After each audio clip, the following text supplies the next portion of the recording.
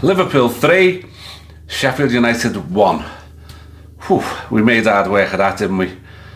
I saw all the score predictions. Mine was 4-0.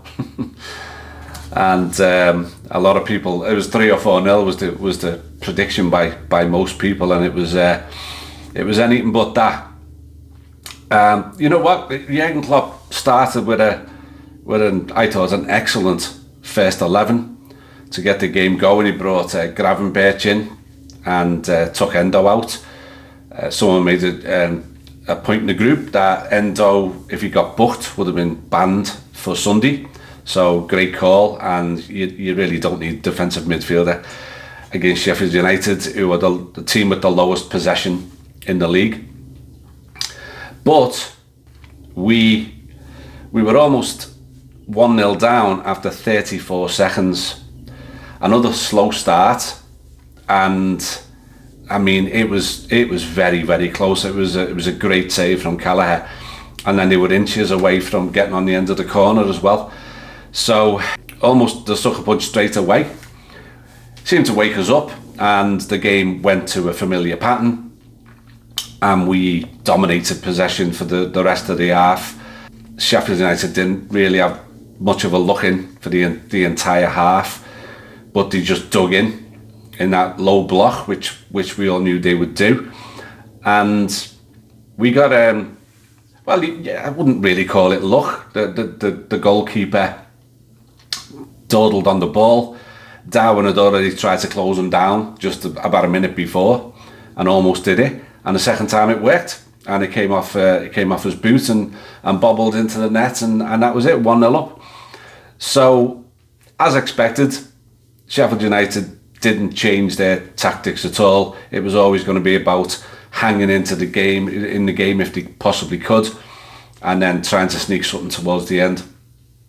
And we didn't really create that much from there on in. There was loads and loads of possession, but there wasn't much of an end product. The keeper made a couple of decent saves. We had a few half chances, but nothing to write home about. I've always worried, about complacency when Liverpool are playing the teams around the bottom, and this was most definitely another example of it. I'm sure Jurgen Klopp at half time is telling them, he's got to be telling them, step it up, because 1-0 is a precarious situation to be in. And I'm going to be very honest, they didn't. The 11 on the pitch did not step it up, and they just didn't put enough pressure on Sheffield United. They didn't have enough urgency. They weren't quick enough, and they were just knocking it around, and it was going nowhere.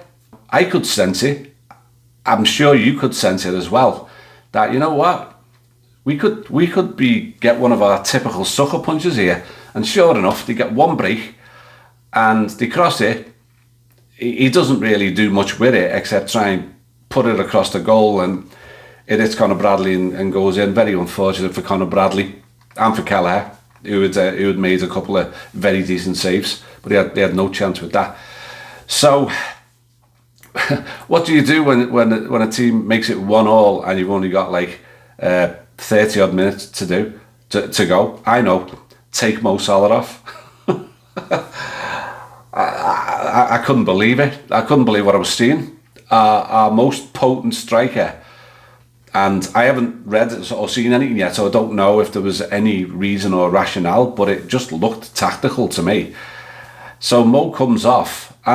My bottle's gone now with that move from Jurgen, and Harvey Elliott comes on, and for the next few minutes, it sort of stayed the same. I mean, Harvey did his usual high energy impact sub thing, and slowly but surely, we started to gain a little bit of momentum. But the big change, the change that really won us this game was 73 minutes. It was the 60th minute plus the 73rd minute, because then he brings on Gakpo and Curtis Jones, and he takes off Gomez and Szoboszlai. And the effect was instant. And, you know, kudos to the three subs, because Elliott, Gakpo and Jones were the difference makers today, apart from one other player who I'll get to in a minute, of course. But they completely changed the whole feel of this game. And the high energy impact that they all had was just too much for Sheffield United, and we steamrolled them in those last sort of 17 minutes, and they were magnificent, all three of them. Of course, the other player I'm talking about is the one that has just been outstanding now for weeks. Outstanding since he's been moved to the position that we all know is the one where, you know, where he's most comfortable, most lethal, and at his brilliant best, and that is Alexis McAllister. And that strike on 76 minutes was good enough to win you a title when you're 1-1 with 14 minutes to go against the team at the bottom, and the crowd is nervous, and the team is nervous, and Sheffield United were looking like they were going to walk away with a result. And it was an absolute phenomenal strike. Bent in with his right foot into the top corner of the net. Anfield exploded. This house exploded. And it was... that was the first time in a game I felt, right, we've got the right level of energy, we've got the right focus, and Sheffield United are now reeling. And sure enough, we steamrolled them for the rest of the game. The icing on the cake was a fantastic cross from the left wing by substitute Andy Robertson, and a glance there from substitute Cody Gakpo, and it sealed the game. So the shout outs, I've already mentioned them, but I'm gonna talk a little bit more about them. Number one, Alexis McAllister is, in my view, up there, if not the best player in the world right now. He is playing at a level, at a midfield level that is up there with the top midfielders over the last 10 years. He is just sensational. The first half, someone wrote in the group, Neil, hello Neil, wrote in the group that it was a one-man show by McAllister in midfield in the first half. Well, if it was a one-man show in the first half, he was head and shoulders above everyone else in the second half too, as one of the players who started the game. And you know, I can't say enough great things about him at the moment. He is so vital to us, and it's just great to have him. Absolutely great, and I can see him being like this for season after season after season. Wow. The second one is to the birthday boy, Harvey Elliott, and he's 21 today. Happy birthday, Harvey Elliott.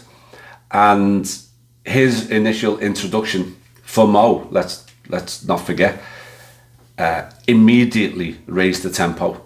He was everywhere, as he so often is, but he really does seem to be, and I hate to say this because, you know, I'm sure Harvey Elliott wants to be a starter every week, but he's such a fantastic impact sub to throw on in the last 20 to 30 minutes of a game when the opposition is tired and you need that injection of energy. And he was brilliant. He was everywhere. He was brilliant. Harvey Elliott has just been another one that this season has excelled. And yeah, he's not yet nailing down a first team place, but he's with the best team in England right now, and he's only 21, and there's a lot more to come from him. The third shout out is to the player who's taken so much stick of late, and that's Cody Gakpo. And it wasn't just the fact that he scored. I was going to give this review before he scored, but he came on and he looked like a different player. He looked like someone who's had a sit down, a talking to, and has been told that He's got it all.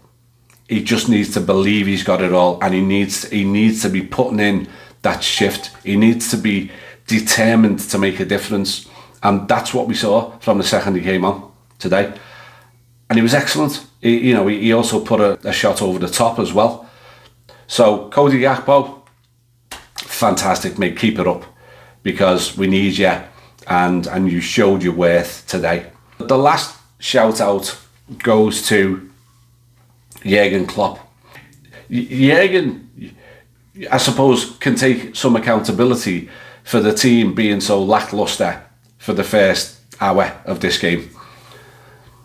But for a fact, with Jurgen's style and everything he's about, there's no way he's responsible for that in terms of motivating the players. They look like they weren't motivating themselves on the pitch today. But how many times this season has Jurgen Klopp affected a game with phenomenal substitutions?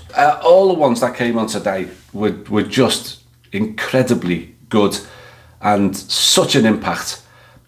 We have now got 26 goals in the last 15 minutes of Premier League games this season. That's more than any other team has scored in the last 15 minutes of games. And yet again, we had goal involvement from substitutes Gakpo and Robertson this time. And again, we are miles ahead of anyone else in substitutes having goal involvement this season. And it's also to do with Jurgen Klopp. He took Mo Salah off. We're not sure why. But you look back on it now, in hindsight, he got it spot on again, didn't he? Szoboszlai wasn't doing enough. Joe Gomez wasn't having enough of an impact, and those two were pulled. Gravenberch, who's just coming back, to be fair, but he was not doing anywhere nearly enough, and was losing too many balls. Jurgen, you're a mastermind, and we owe everything to you. We owe being 2 points clear with a brand new midfield. The 4 midfielders we let go or left us at the end of last season scored 1 goal between them last season. The 4 that have come in and replaced them have scored 17 this season. Those goals from midfield are proven so vital to us. And anyway, it was a close one, and it was a bit hairy at times, but we pulled it off. We did what the mentality monsters always do. We won it 3-1 with 2 points clear at the top. It's another game ticked off. It's less games for the others to catch us now. 8 games away. So you'll never walk alone. I'll see you for the Man United game. Ta-ra.